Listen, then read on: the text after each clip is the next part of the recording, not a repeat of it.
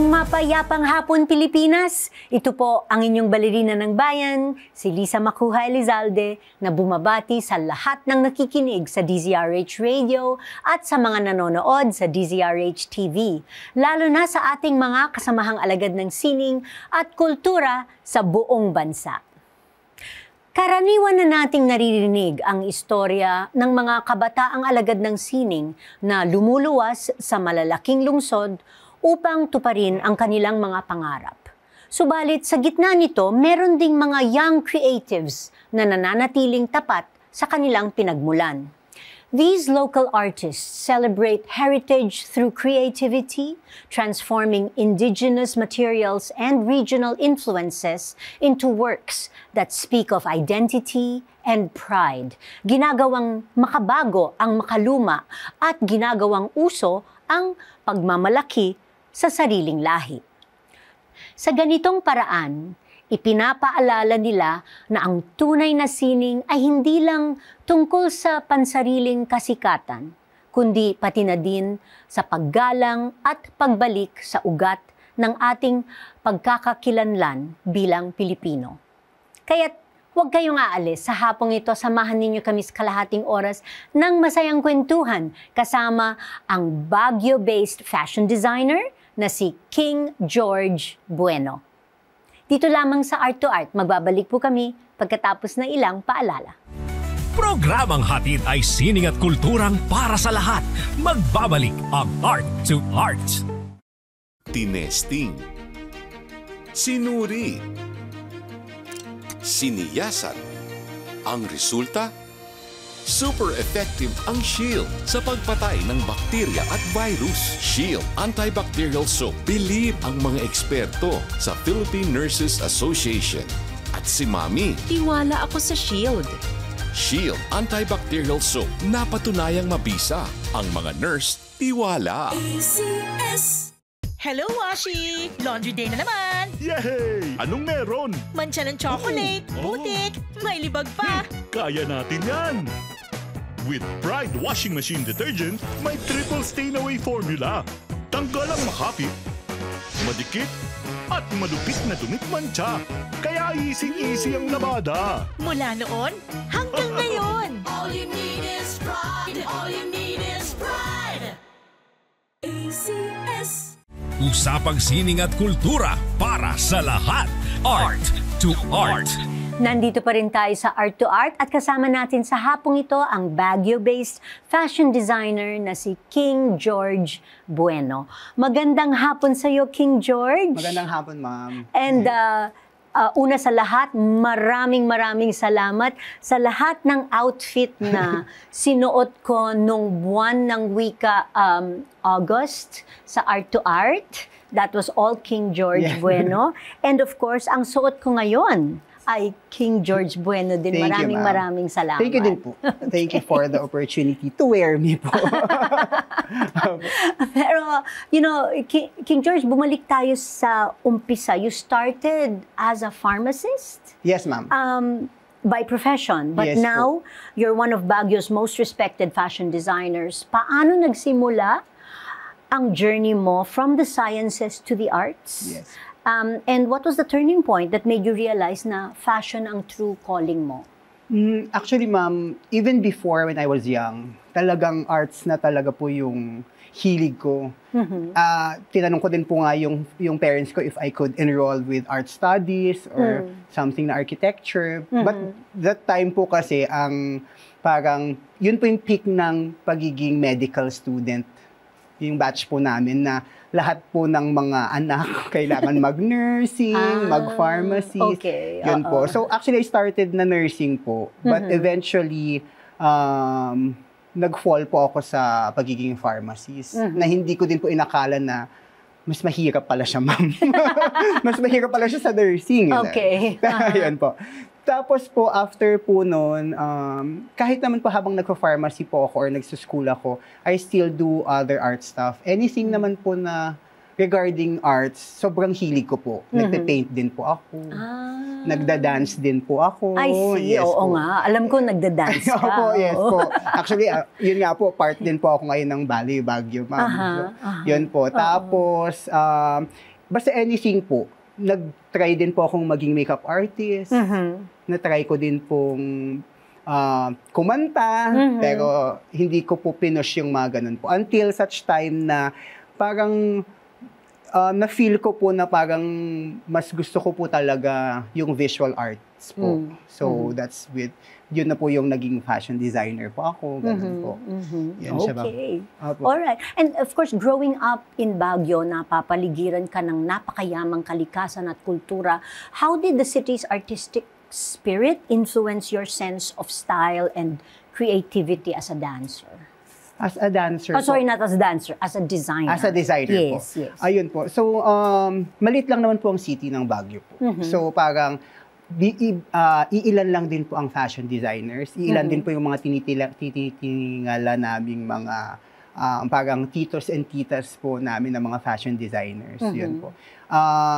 Nag-push lang po ako to move with fashion in parang in my era po. Parang ganun po. Nung medyo kumukonti na po yung, ang tawag dito, paano ko ba siya explain po?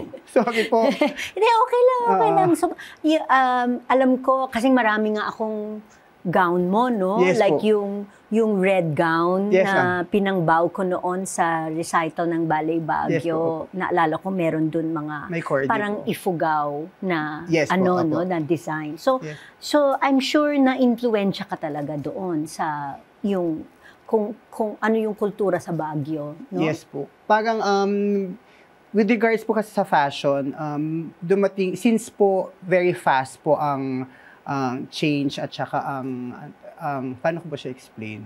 Ayan, since fast-paced ang fashion industry po, minsan po nakakalimutan na natin yung cultural side po. Kasi nga parang kung ano yung uso, kung ano po yung in demand, kung anong nakikita natin sa ibang country, yun na po yung ina-adapt natin. Na nakakalimutan po natin na nawawala na yung identity at yung cultural side ng fashion po. So, kaya po yung nung time na binihisan po kita, I wanted to show them na kahit modern yung style nung damit, pwede pa rin mag-incorporate ng mga textiles or fabrics from the Cordilleras po. Parang ganun po. Yes, okay. Maraming young creatives ang lumilipat sa Manila to pursue their careers, but you chose to stay based in Baguio. What made you decide to build your name and atelier there? And how has that shaped your identity bilang isang designer? For that, ma'am, I have friends din po kasi na dito din nag-aaral ng fashion and everything, pero they chose to stay here na and to build their name doon.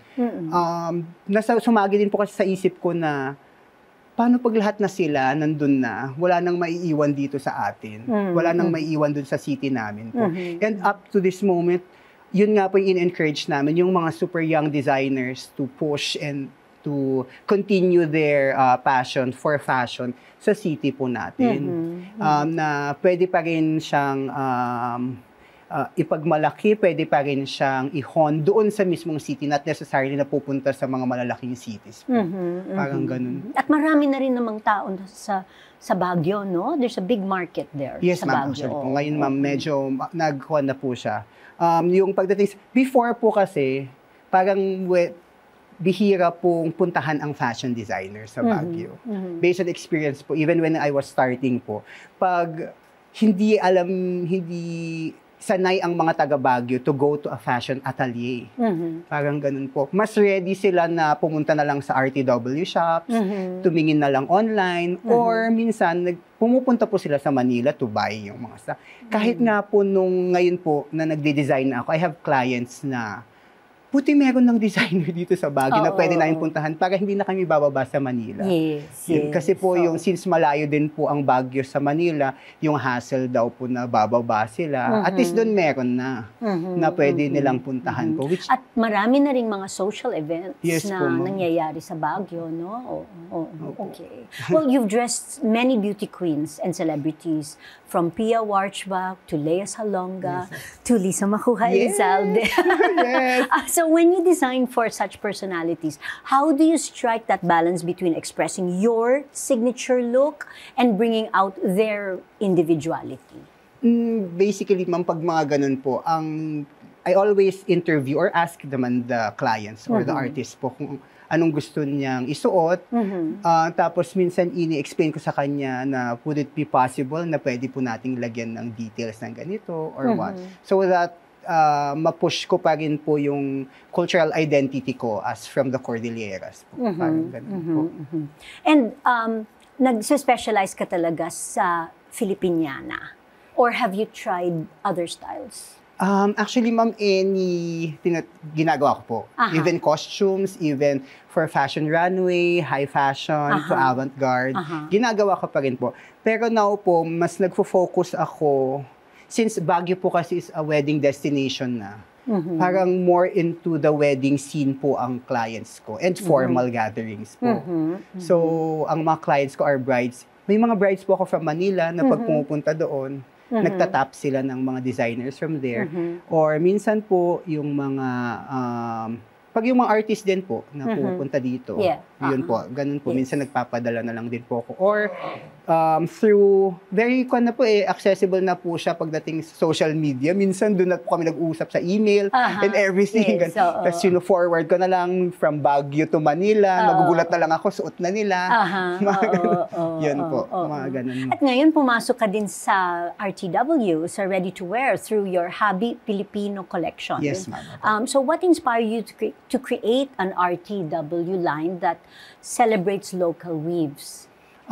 Actually, ma'am, it started when most of my clients are looking for a Filipiniana outfit. Filipiniana and something with cultural touch. Parang ganun po. May mga fabrics from culture. Before, yung mga clients ko po, ginagawan ko sila custom-made from time to time. If they attend some a conference, minsan nagsisend ka, or may attendance silang meeting with the president, with senators, ganun po, pinapadala. Ginagawan ko po sila ng custom-made na Filipiniana. Pero since dumadami na po yung mga nag-a-ask sa akin ng ganong klaseng damit, I decided po na what if gagawa na lang ako ng mga RTW line na pwedeng i-mix and match. So, plan ko pong mag-open ng RTW line na mga skirts and tops and pants so that they could mix and match po. Na may mga touch po siya ng fabric from the north po. So, basically po yung collection ko is focusing on fabrics of the Cordillera and the Ilocos region po. And when are you launching your RTW line? Ma'am, on November 25 po. Sa November 25. Yes po. At paano makakabili sa RTW line mo? Yung gumawa na po kami ngayon ng bago naming Instagram account po. So for now po, dun po muna tayo mag-contact, ma'am. So it's Habi Filipino pa rin po in Instagram. So at Habi Filipino. At Habi Filipino, yes, ma'am. And also in Facebook, ma'am, at Habi Filipino din. Yes, and that's where the RTW line is going to be available. Yes po, yes. Okay, wow, exciting! Malapit na, exciting! Marami pa po tayong pag-uusapan kasama ang fashion designer na si King George Bueno.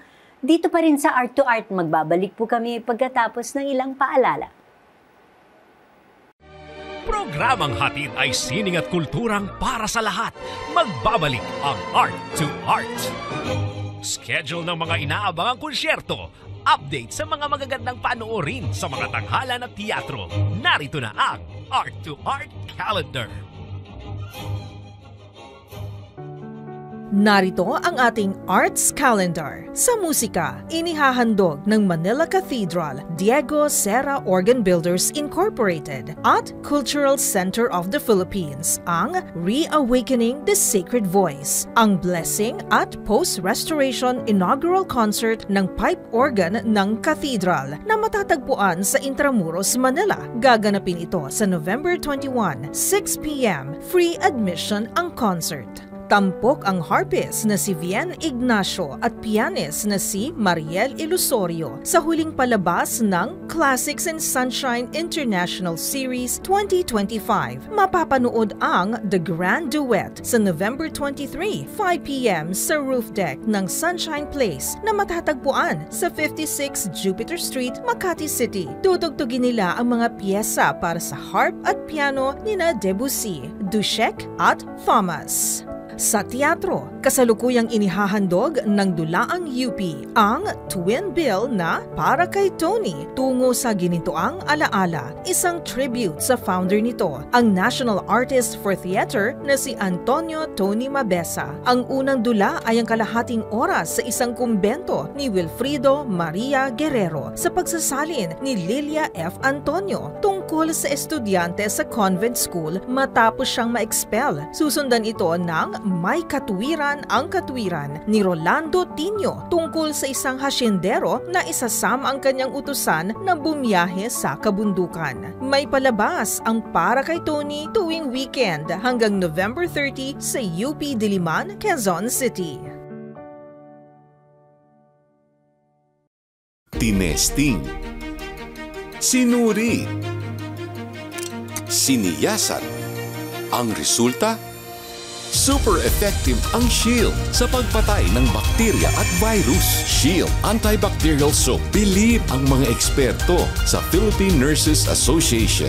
At si Mami. Tiwala ako sa Shield. Shield Antibacterial Soap. Napatunayang mabisa. Ang mga nurse, tiwala. ACS. Hello, Washi! Laundry day na naman! Yay! Anong meron? Mancha ng chocolate, putik, may libag pa! Kaya natin yan! With Pride Washing Machine Detergent, may triple stain-away formula. Tanggal ang makapit, madikit, at madupit na dumit-mancha. Kaya easy-easy ang labada. Mula noon hanggang ngayon! All you need is pride. All you need is pride. ACS. Usapang sining at kultura para sa lahat. Art to Art. Andito pa rin tayo sa Art to Art at kasama pa rin natin ang Baguio-based fashion designer na si King George Bueno.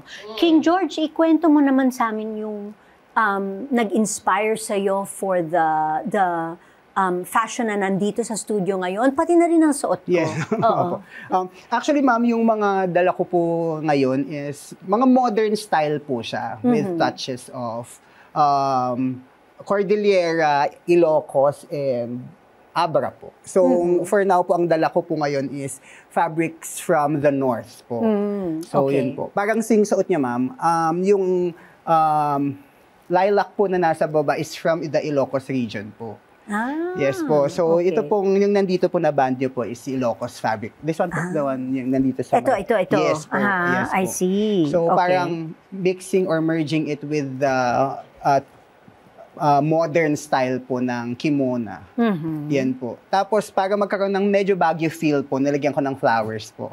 Yes po, para mag-mix and match po siya. So, ito naman, ma'am, yung suot ko... Pretty in lilac ako ngayon. Yes, ma'am. Yung suot mo naman. Yung suot ko po, this is from Ilocos din po. Opo. Ang tawag po nila dito in Ilocano is bulong parya. This is, dahon po siya ng ampalaya. Oh, so, yun po yung peg dito. Ginaya po nila yung itsura ng dahon ng ampalaya. So, ito po yun. Okay. So, yun po. Tapos, ito naman, ma'am. Yan yung paborito ng asawa ko. Ito po, ma'am. Ito, Benguet po ito. Benguet. This is Benguet po. So, po, para siyang crop jacket po. Yes, jacket nga, yes, no? Yes po, na nilagyan po namin ng accents po. For yan po. Tapos ito naman po, yan po. Ito po, mga, actually po, itong damit na to is 3-piece po. Meron tayong kimono, meron tayong overlay skirt, and then yung very, now po, yung very commercial po na skirt po. Yes, po. Ito na po yung nakikita natin na mga uso ngayon po. Yes, so, para siyang mga petticoat, no? Yes po, inad lang po namin yung parang fabric from Nardas po. If familiar po kayo sa Nardas ng Baguio. Sa Baguio. Yes po, yan po. Yung ikat po na yan is, what do you call this? Naturally dyed. Na-dye po siya gamit ang aswete. para makuha nila yung orange color po na yan. Yan po. Tapos yung fabric sa taas po is also from Ilocos. Same din po dyan sa suot po ninyo. Yan po. This one naman po, the male barong po. Yes po. Na may Chinese collar. Yes, Chinese collar is mixture po ng Abra and Ilocos po. So this one po, yung dalawa mo yan po. Nag-order na nga ang asawa ko dyan. Ng isang ganyan. Yes, okay. Pang-formal na occasion yes, naman po, siya. Tapos ito, the very hobby Filipino natin, syempre, yung barong natin, the pinya. This is pinya cocoon po. Pero with the twist po, ginawa po namin siyang modern. Kaya yung design po niya is more on Baguio. Kasi since marami pong flowers, mga maraming bees, bubuyog. Maraming bubuyog sa Baguio po. So parang yan po yung nag-inspire sa akin na gawa nga ako ng barong na...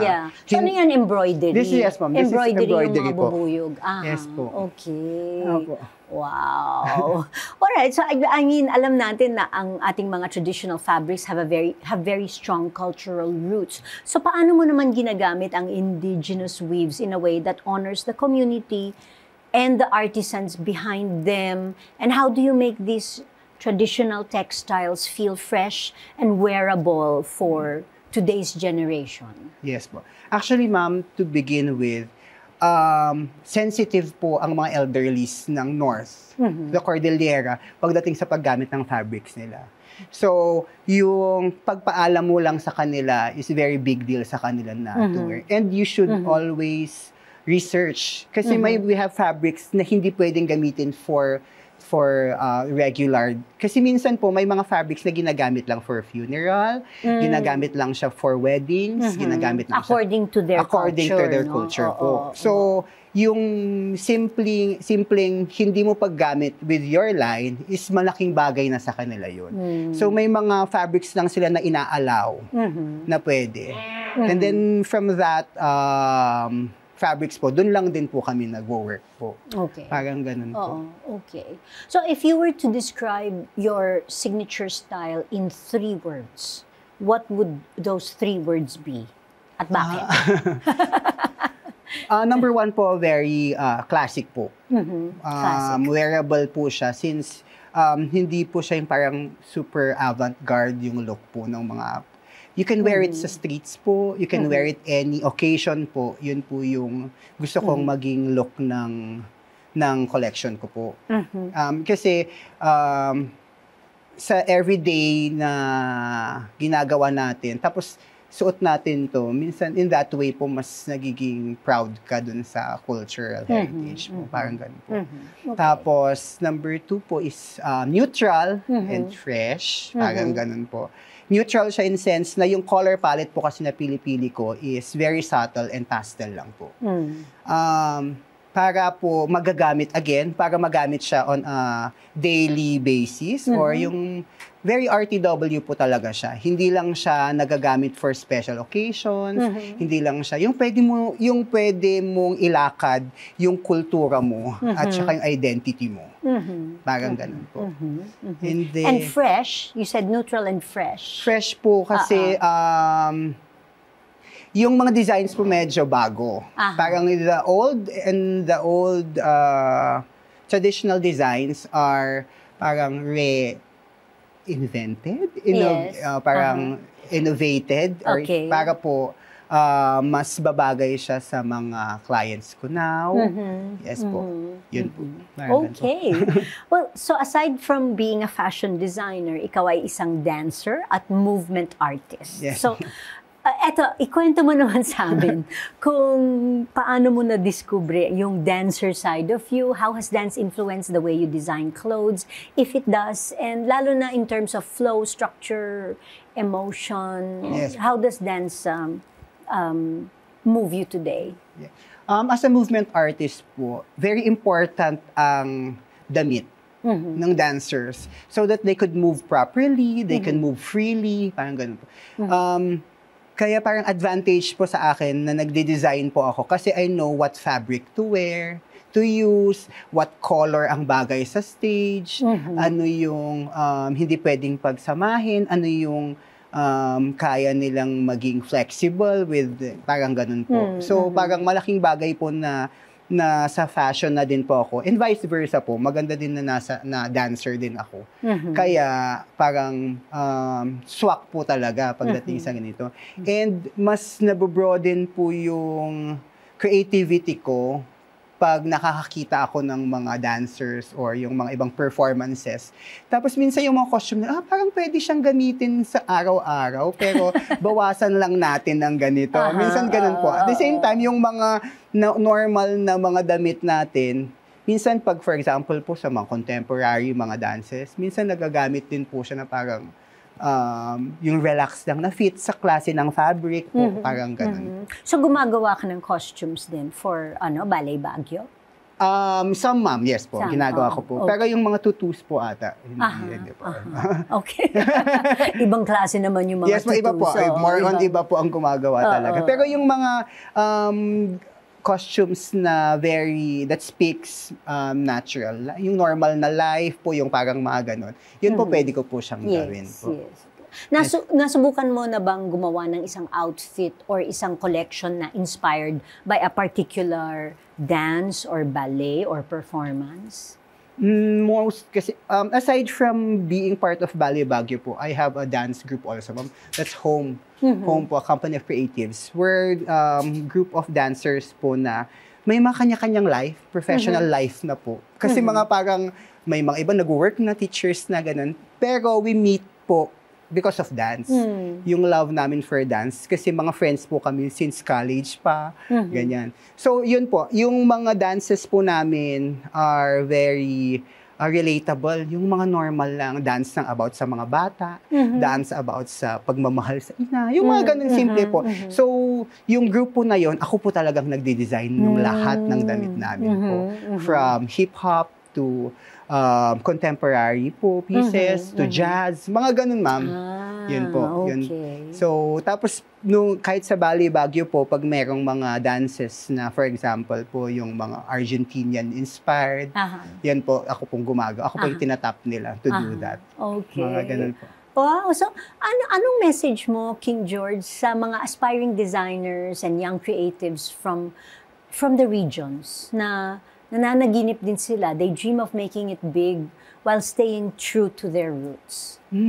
Anong sasabihin mo sa kanila? Actually, ma'am, yun po. Kailangan, you stay grounded. Alam mo kung saan ka galing. Tsaka alam mo kung ano talaga yung gusto mong gawin in life. Parang ganun po.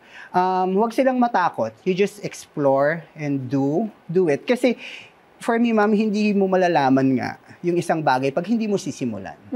So, important sa kanila na to just do it. And then, darating din yung time, parang ako po, hindi ko in-expect na makakaharap kita, ma'am. Hindi ko in-expect na mabibihisan ko yung mga artista na binibihisan ko, the beauty queens. It just started with a dream. A dream na pinush ko talaga. Yun po. Yun po. At saka kailangan din magpursige. Yun po. Magpursige talaga. Opo. Okay. Maraming salamat, King George, sa Thank you, ma'am. pagdalaw mo sa aming programa sa hapong ito, all the way from Baguio. Yes po. And of course, we are looking forward to more creative collaborations. I'm looking forward to more outfits by King George Bueno. Thank you, ma'am. Thank you so much. Thank you po. Hanggang sa susunod na linggo, samahan ninyo kami ulit dito sa Art to Art, kung saan ang usapang sining at kultura ay para sa lahat. Ito po ang inyong balerina ng bayan, Lisa Macuja Elizalde, nagpupugay sa Artistang Pilipino.